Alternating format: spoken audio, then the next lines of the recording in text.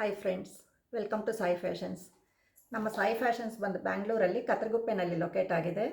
ನಮ್ಮ ಹತ್ರ beautiful sarees, kurtis, leggings, palazzo pants, ladies innerwear, readymade blouses, gents T-shirts everything ಇಲ್ಲಿ ಸಿಗತ್ತೆ. ಇವತ್ತು ಬಂದು ನಾನು ನಮ್ಮ ಸಾಯಿ ಫ್ಯಾಷನ್ಸ್ ಚಾನಲ್ಗೆ 3000 ಸಬ್ಸ್ಕ್ರೈಬರ್ಸ್ ಕಂಪ್ಲೀಟ್ ಆಗಿದ್ದಾರೆ. ಅದರಿಂದ ಎಲ್ಲರಿಗೂ ಥ್ಯಾಂಕ್ಸ್ ಹೇಳಕ್ಕೆ ಬಂದಿದ್ದೀನಿ. 3500 ಸಬ್ಸ್ಕ್ರೈಬರ್ಸ್ ಆಗಿದ್ದಾರೆ ನಮ್ಮ ಚಾನಲ್ಗೆ. ಎಲ್ಲರಿಗೂ ತುಂಬ ಥ್ಯಾಂಕ್ಸು. ತುಂಬ ಸಪೋರ್ಟ್ ಮಾಡ್ತಾ ಇದ್ದೀರಾ.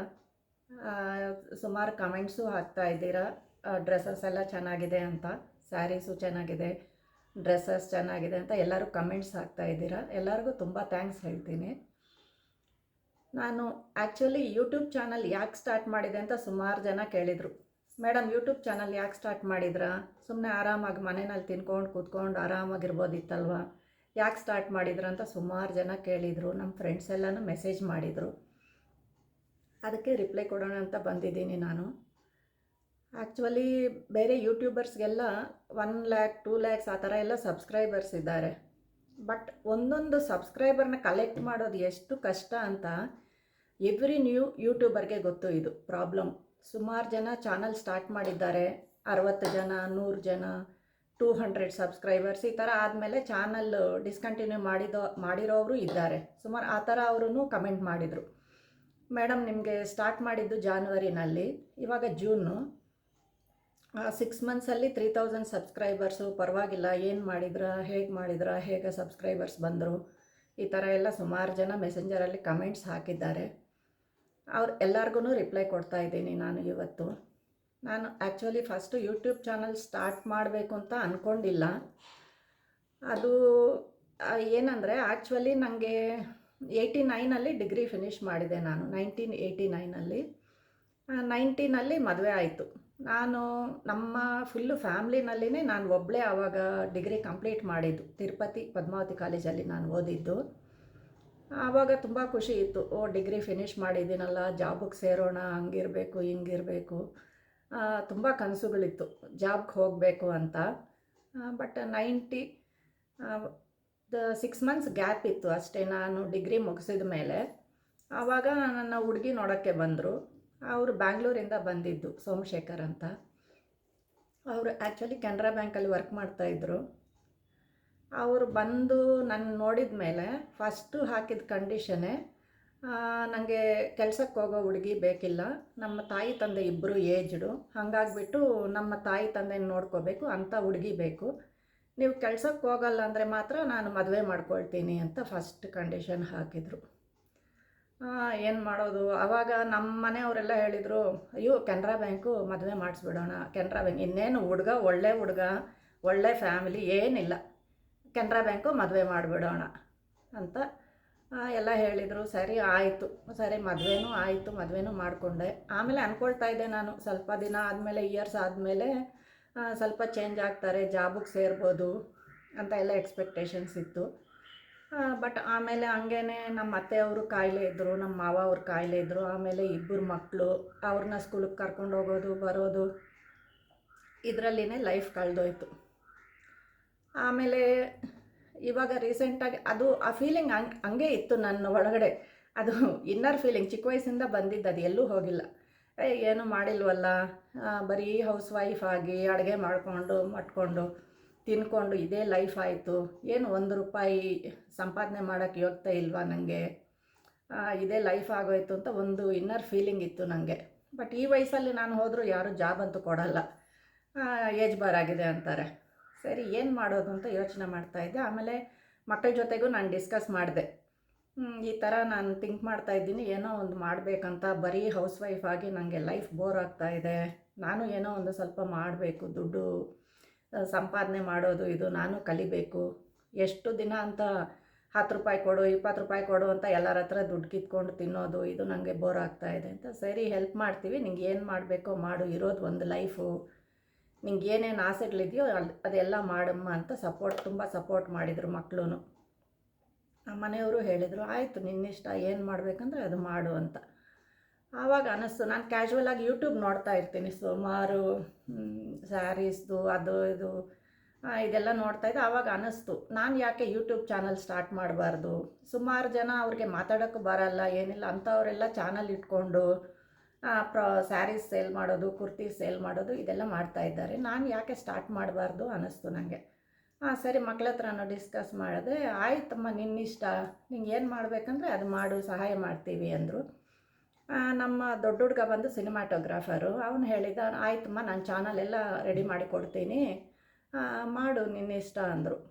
ಸರಿ, ನಮ್ಮ ಮಗ, ಚಿಕ್ಕ ಮಗ, ನಮ್ಮ ಸೊಸೆ, ದೊಡ್ಡ ಹುಡುಗ, ನಮ್ಮ ಮನೆಯವ್ರು ಎಲ್ಲರೂ ಹೆಲ್ಪ್ ಮಾಡಿದರು. ನಾನು ಚಾನಲ್ ಏನೋ ಸ್ಟಾರ್ಟ್ ಮಾಡಿದೆ. ಖುಷಿಯಾಗಿ ಚಾನಲ್ ಸ್ಟಾರ್ಟ್ ಮಾಡಿದೆ. ಫಸ್ಟು 2-3 ಎಪಿಸೋಡ್ಸ್ವರೆಗೂ ಸ್ವಲ್ಪ ಡ್ರೆಸ್ಸಸ್ ಎಲ್ಲ ತಂದೀವಿ, ಸ್ಯಾರೀಸು, ಡ್ರೆಸ್ಸಸ್ಸು, ಕುರ್ತೀಸು ಎಲ್ಲ ಸೇಲ್ ಮಾಡೋಣ ಅಂತ ಎಲ್ಲ ಚಾನಲ್ಲು ಸ್ಟಾರ್ಟ್ ಮಾಡಿದೆ. ಆಯಿತು. ಚಾನಲ್ ಸ್ಟಾರ್ಟ್ ಮಾಡಿದ ಮೇಲೆ ನಮಗೆ ಸಬ್ಸ್ಕ್ರೈಬರ್ಸ್ ಬೇಕು, ಅದು ಮೇನ್ ಪಾಯಿಂಟ್ ಅಲ್ವಾ. ಎಲ್ಲ ನ್ಯೂ ಯೂಟ್ಯೂಬರ್ಸ್ಗೆ ಗೊತ್ತು ಈ ಪ್ರಾಬ್ಲಮ್ ಏನು ಅಂತ. ನನಗಿರೋದು ಬರೀ 3500 ಸಬ್ಸ್ಕ್ರೈಬರ್ಸ್ ಅಷ್ಟೇ, ಲಕ್ಷಾಂತರ ಸಬ್ಸ್ಕ್ರೈಬರ್ಸ್ ಇಲ್ಲ. ಬಟ್ ಇದು ಎಲ್ಲ ನ್ಯೂ ಆಗಿ ಯೂಟ್ಯೂಬ್ ಸ್ಟಾರ್ಟ್ ಮಾಡ್ತಾರಲ್ಲ, ಎಲ್ಲರೂ ಸ್ವಲ್ಪ ನೋಡಿ, ನಿಮಗೂ ಅರ್ಥ ಆಗುತ್ತೆ ಏನೇನು ಪ್ರಾಬ್ಲಮ್ಸ್ ಇರ್ಬೋದು ಅಂತ. ಫಸ್ಟ್ ವಿಡಿಯೋ ಮಾಡಿದೆ, ಅಪ್ಲೋಡ್ ಮಾಡಿದೆ. ನನ್ನ ವಾಟ್ಸಪ್ ಸ್ಟೇಟಸಲ್ಲಿನೇ ನಾನು ಸ್ಟೇಟಸ್ ಹಾಕಿದ ತಕ್ಷಣ 300 ಜನ ನೋಡ್ತಾರೆ, ನಮ್ಮವರೇನೆ, ನಮ್ಮವರು, ಫ್ರೆಂಡ್ಸ್ ಸರ್ಕಲು ಎಲ್ಲರೂ ಸೇರಿ ಅಟ್ಲೀಸ್ಟ್ ಮಿನಿಮಮ್ 300-350 ವ್ಯೂಸ್ ಬರುತ್ತೆ ನನ್ನ ಸ್ಟೇಟಸಲ್ಲಿ. ನಂಗೆ ಅನ್ನಿಸ್ತು, 350 ವ್ಯೂಸ್ ಬರುತ್ತೆ ಅಂದರೆ 350 ಸಬ್ಸ್ಕ್ರೈಬರ್ಸ್ ರೆಡಿ ಇದ್ದಾರೆ, ನನಗೆ ಚಾನಲ್ ಸ್ಟಾರ್ಟ್ ಮಾಡಿಬಿಡೋಣ ಅಂತ ಖುಷಿಯಾಗಿ ಸ್ಟಾರ್ಟ್ ಮಾಡಿದೆ. ಸ್ಟಾರ್ಟ್ ಮಾಡಿದ ಮೇಲೆ ನಾವು ವಾಟ್ಸಪ್ಪಲ್ಲಿ 5 ಮೆಂಬರ್ಸಿಗೆ ಮಾತ್ರ ಕಳ್ಸೋಕ್ಕಾಗತ್ತೆ. ಗ್ರೂಪ್ ಅಂದರೆ ನಾವೇನು 10-20 ಜನಕ್ಕೆ ಒಟ್ಟಾಗಿ ಕಳ್ಸೋಕ್ಕಾಗಲ್ಲ. ಆ ಥರ 5 ಮೆಂಬರ್ಸ್ ಅಂತ 600-700 ಕಾಂಟ್ಯಾಕ್ಟ್ಸ್ ಇದೆ ನನ್ನ ಮೊಬೈಲಲ್ಲಿ. ಎಲ್ಲರಿಗೂ ಕಳಿಸ್ದೆ, ಒಬ್ಬರನ್ನು ಬಿಟ್ಟಿಲ್ಲ ನಾನು. 700 ಮೆಸೇಜಸ್ ಕಳಿಸಿದ್ದೀನಿ. ಕೆಲವರೇನೋ ಹಿಂಗೆ ತಂಬ ಹಾಕಿದರು, ಅಂದರೆ ಏನು ಓಕೆ ಅಂತ. ಸರಿ, ಕೆಲವರು ತಂಬ ಹಾಕಿದರು, ಕೆಲವರು ಕಂಗ್ರ್ಯಾಚುಲೇಷನ್ಸ್ ಹೇಳಿದರು, ಎಲ್ಲ ಆಯಿತು, ಖುಷಿ ಆಯಿತು. ಅಟ್ಲೀಸ್ಟ್ 700ಅಲ್ಲಿ ಒಂದು 400 ಸಬ್ಸ್ಕ್ರೈಬರ್ಸ್ ಆದರೂ ಬರ್ತಾರೆ ಅಂದ್ಕೊಂಡೆ. ಆಮೇಲೆ ಫಸ್ಟ್ ಡೇ ನೋಡಿದೆ, ಸೆಕೆಂಡ್ ಡೇ ನೋಡಿದೆ, ಥರ್ಡ್ ಡೇ ನೋಡಿದೆ, 60 ಸಬ್ಸ್ಕ್ರೈಬರ್ಸ್ ಬಂದರು. ಫೈನಲಿ 60ನೇ ಬಂದಿದ್ದು, ನೀವು ನಂಬ್ತಿರೋ ಇಲ್ಲೋ ಗೊತ್ತಿಲ್ಲ. 60 ಆದಮೇಲೆ ತಿರ್ಗಾ ಕಳಿಸಿದೆ ಮೆಸೇಜು, ಸೇಮ್ ಮೆಸೇಜು ತಿರ್ಗಾ 700 ಜನಕ್ಕೂ ಕಳಿಸಿದೆ ನಾನು. ಅದರಲ್ಲಿ ಅರ್ಧ ಜನ ನನ್ನ ಸ್ಟೇಟಸ್ ನೋಡಲೇ ಇಲ್ಲ. ಇದೇನಪ್ಪ ಇದು ಇವಳ್ದು ರಾಮಾಯಣ ಅಂತ ಅರ್ಧ ಜನ ಸ್ಟೇಟಸ್ ನೋಡೋದೇ ಬಿಟ್ಬಿಟ್ರು ನನ್ನ ಸ್ಟೇಟಸ್ಸು. ಹಾಗಾಯಿತು. Finally next day 10 days full daily ಕಳಿಸ್ತಾನೇ ಇದ್ದೆ ಮೆಸೇಜಸ್ಸು ನಾನು ವಾಟ್ಸಪ್ಪಲ್ಲಿ ಕಳಿಸೋದು. ಫೈನಲಿ 110 ಸಬ್ಸ್ಕ್ರೈಬರ್ಸ್ ಆದರು ನನಗೆ, ಅಷ್ಟೇ 110. ಅದ ಮೇಲೆ ಬಂದಿಲ್ಲ. ಆಮೇಲೆ ನಾನು ಫೇಸ್ಬುಕ್ಕಲ್ಲಿ ಹಾಕಿದೆ, ನನ್ನ ಫೇಸ್ಬುಕ್ಕಲ್ಲಿ ಹಾಕಿದೆ, ಇನ್ಸ್ಟಾಗ್ರಾಮಲ್ಲಿ ಹಾಕಿದೆ, ಆ ಥರ. ಆಮೇಲೆ ಫೈನಲಿ 180-190 ಸಬ್ಸ್ಕ್ರೈಬರ್ಸ್ ಏನೋ ಬಂದರು. ಬಟ್ ಏನು ಸೇಲ್ಸ್ ಇಲ್ಲ. 4 ವೀಡಿಯೋಸು ಮಾಡಿದೆ, ಒಂದು 200 ಸಬ್ಸ್ಕ್ರೈಬರ್ಸ್ ಏನೋ ಆದರೂ ಒಂದು ಪ್ರಾಡಕ್ಟು ಸೇಲ್ ಆಗಿಲ್ಲ. ಬಟ್ ಇಲ್ಲಿ ನನ್ನ ಪರಿಚಯ ಇದ್ದವರಿದ್ದಾರೆ ನಮ್ಮ ರೋಡಲ್ಲಿ, ಪಕ್ಕದ ರೋಡಲ್ಲಿ, ನನ್ನ ಫ್ರೆಂಡ್ಸು, ಈ ಥರ ಎಲ್ಲರಿಗೂ ಹೇಳಿದೆ ನಾನು. ಅಂದರೆ ಸ್ವಲ್ಪ ವಾಕಿಂಗ್ ಹೋದಾಗೆಲ್ಲ ಈ ಥರ ಪ್ರಾಡಕ್ಟ್ ಸೇಲ್ ಮಾಡ್ತೀನಿ ಅಂದರೆ ಸುಮಾರು ಜನ ಬಂದರು, ನೋಡಿದರು. ಫಸ್ಟ್ ಮಂತಲ್ಲಿ, ಸೆಕೆಂಡ್ ಮಂತಲ್ಲಿ ಎಲ್ಲ ನಮ್ಮ ಸ್ಟ್ರೀಟ್ ಅವರು, ಪಕ್ಕದ ಸ್ಟ್ರೀಟ್ ಅವರು, ಈ ಥರ ಫ್ರೆಂಡ್ಸ್ ಮಾತ್ರನೇ ಬಂದು ನೋಡಿದರು. ಸ್ವಲ್ಪ ಪ್ರಾಡಕ್ಟ್ಸು ಸೇಲ್ ಆಯಿತು. ಒಂದು 2000 ಸಬ್ಸ್ಕ್ರೈಬರ್ಸ್ ಬರೋವರೆಗೂ ಯೂಟ್ಯೂಬಲ್ಲಿ ₹1 ಸೇಲ್ಸ್ ಇಲ್ಲ ನನಗೆ. ಯಾಕಂದರೆ ಅವ್ರಿಗೂ ನಂಬಿಕೆ ಬರಬೇಕಲ್ವ. ಕೆಲವು ಜನ ತಗೊಳ್ತಾರೆ, ಅವ್ರು ಯೂಟ್ಯೂಬಲ್ಲಿ ಕಮೆಂಟ್ಸ್ ಹಾಕ್ತಾರೆ, ಆಮೇಲೆ ನಿಮಗೆ ಸೇಲ್ಸ್ ಸ್ಟಾರ್ಟ್ ಆಗೋದು. ಅದುವರೆಗೂ ನೀವು ಏನೋ ಒಂದು ನ್ಯೂ ಪ್ರಾಡಕ್ಟ್ ತರಬೇಕು, ಪೋಸ್ಟ್ ಮಾಡ್ತಾನೆ ಇರಬೇಕು. ನೀವು ಹೊಸದಾಗಿ ಏನಾದರೂ ಸ್ಟಾರ್ಟ್ ಮಾಡಬೇಕಂದ್ರೆ ಯೂಟ್ಯೂಬು ಧೈರ್ಯವಾಗಿ ಸ್ಟಾರ್ಟ್ ಮಾಡಿ, ತಪ್ಪೇನಿಲ್ಲ. ಬಟ್ ವೀಕ್ಲಿ 1-2 ಶಾರ್ಟ್ಸು, ವೀಡಿಯೋ ಏನೋ ಒಂದು ಅಪ್ಲೋಡ್ ಮಾಡ್ತಾ ಇರಿ, ಬಿಡಬೇಡಿ. ನೀವು ಆ ಥರ ಮಾಡ್ತಾ ಇದ್ರೇ ನಿಮಗೆ ಒಬ್ಬೊಬ್ಬರಾಗಿ ಸಬ್ಸ್ಕ್ರೈಬರ್ಸ್ ಬರೋದು.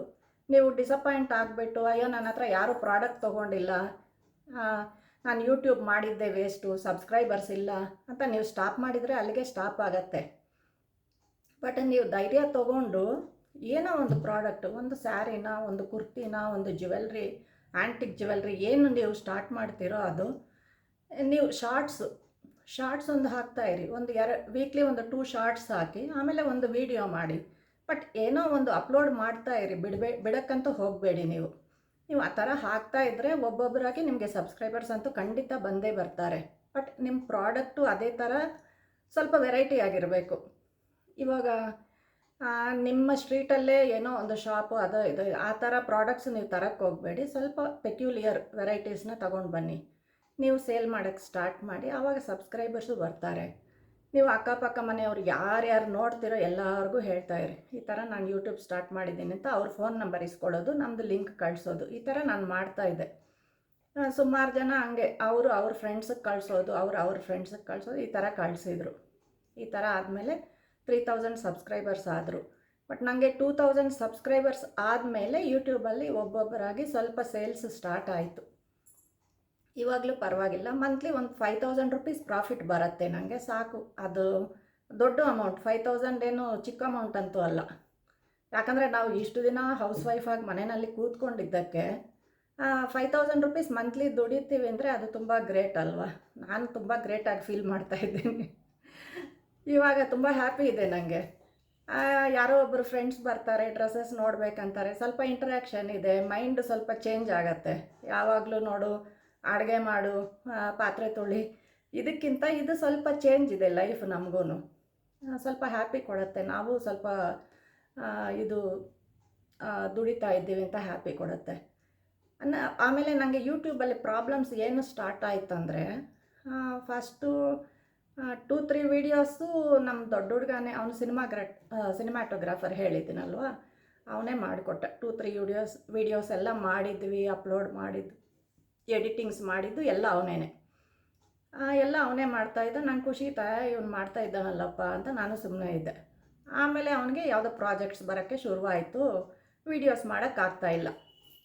ಆಮೇಲೆ ಹೇಳಿದ, ಅಮ್ಮ ನೀನು ಸ್ವಲ್ಪ ಕಲ್ತ್ಕೊಮ್ಮ ಮಾಡೋದು ಎಲ್ಲ ವೀಡಿಯೋಸು, ನನಗೆ ಸ್ವಲ್ಪ ಪ್ರಾಜೆಕ್ಟ್ ಬಂದಿದೆ, ಇವಾಗ ಆಗ್ತಾ ಇಲ್ವಲ್ಲ ಅಂತ.